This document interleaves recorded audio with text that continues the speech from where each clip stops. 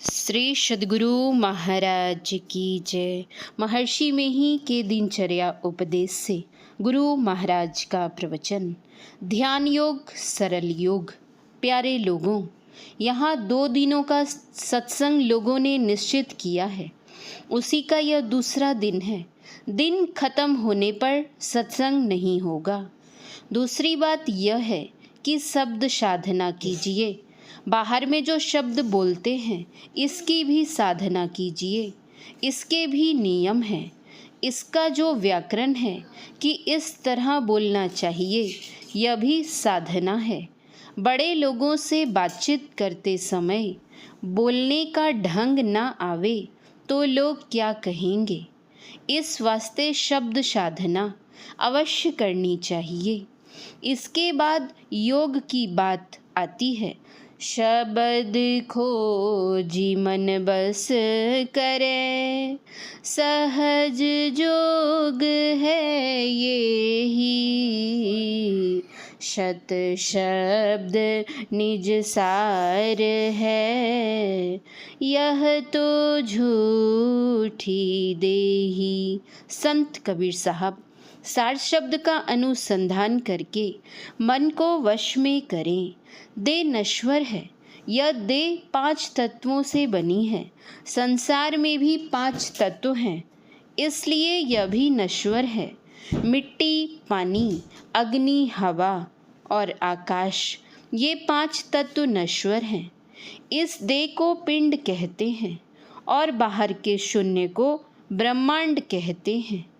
जितने तत्वों से यह शरीर बना है, उतने ही तत्वों से ब्रह्मांड बना है। इसीलिए कहा गया है, जो पिंडे सो ब्रह्मांडे। ऐसी कोई भाषा नहीं जो ईश्वर नहीं जानते हैं। ईश्वर में सर्वज्ञता है।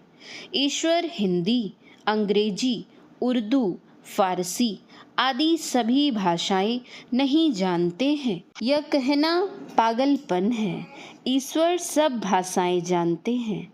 अब रहा कि जे ही शब्द से प्रगट भय सब, सोई शब्द गही लीजे।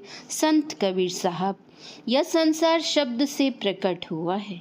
इसीलिए जिस शब्द से यह संसार प्रकट हुआ है उसे पकड़ लीजिए। कोई ऐसा शब्द है जिससे सब प्रकट हुआ है। संतवाणी को अवश्य सत्य मानना चाहिए। संतवाणी के अनुकूल युक्ति युक्त बातों के अनुसार जान सकते हैं।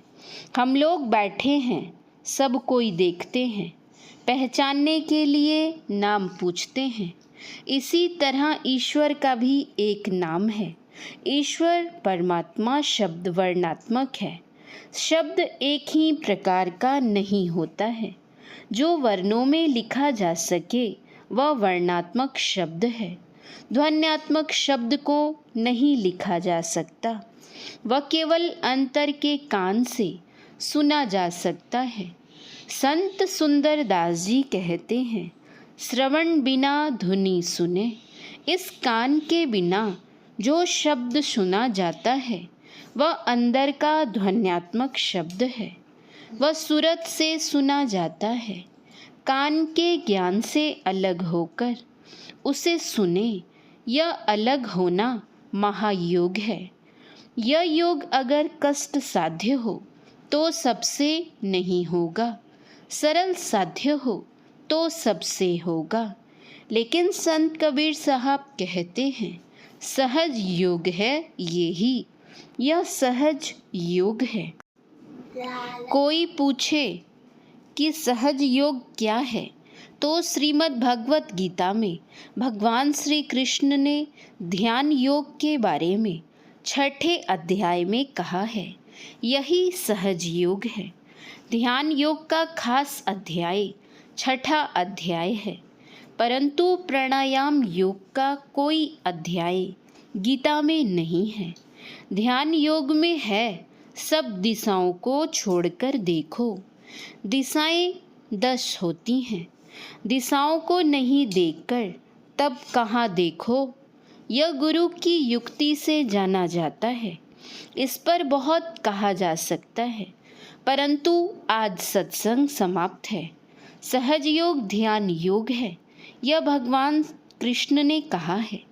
प्राणायाम पर उतना नहीं कहने का मतलब है कि प्राणायाम छोड़कर ध्यान करो। जिनको आत्मदृष्टि हो गई है, जो अपने को पहचान गए हैं, वे जानते हैं। संत कबीर साहब ने कहा, कबीर का यह समुंद है, अंत न पावे कोई,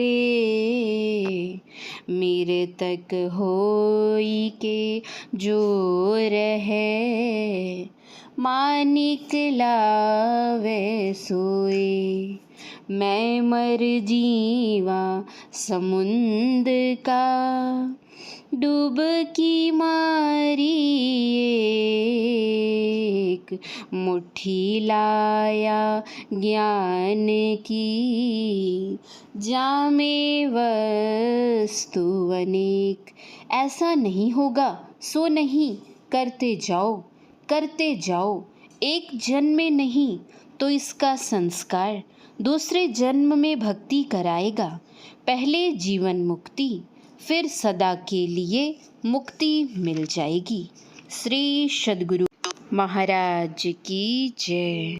पुस्तक अपने गुरु की याद में, लेखक गुरु सेवी स्वामी भगीरथ दास जी महाराज। एक बाल भी नहीं जला।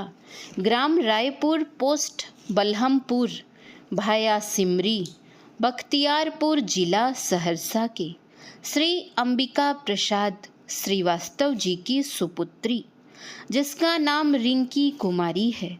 यह रिंकी कुमारी संध्या 8 बजे अपनी माँ के साथ घर के कामों को कर रही थी।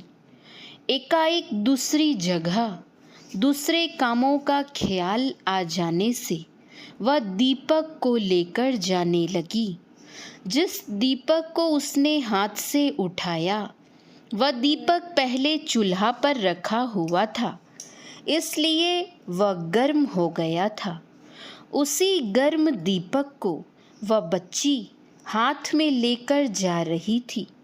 संयोग क्या हुआ, वह दीपक उसी बच्ची की देह पर गिर गया। इसके साथ उसकी देह में फराक आदि जो पहना हुआ था, उनमें आग लग गई। वह बच्ची चिल्लाई नहीं, रोई नहीं। सामने पूज्य गुरुदेव का चित्र लगा हुआ था।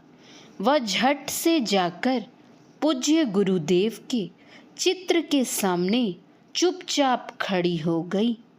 पूज्य गुरुदेव की उस बच्ची पर ऐसी दया हो गई कि शरीर पर के सभी कपड़े जलकर शरीर से अलग गिरे और उस बच्ची का एक भी बाल नहीं जला।